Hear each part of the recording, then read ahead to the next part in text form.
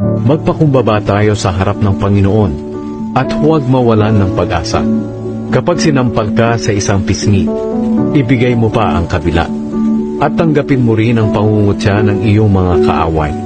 Dahil hindi tayo itatakwil ng Panginoon magpakailanman.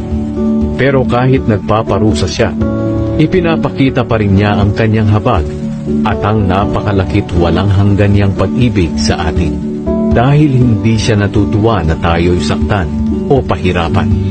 Ayaw ng Panginoon na apihin ang mga bilanggo o baliwalain ang karapatan ng tao. Ayaw din ng kataas-taasang Diyos na ipagkait ang katarungan sa sinumang tao. Nakikita niya ang lahat ng ito. Walang anumang bagay na nangyayari na hindi pinahihintulutan ng Panginoon. Ang kataas-taasang Diyos ang nagpapasya kung ang isang bagay na mabuti o masama ay mangyayari. Kaya bakit tayo magrereklamo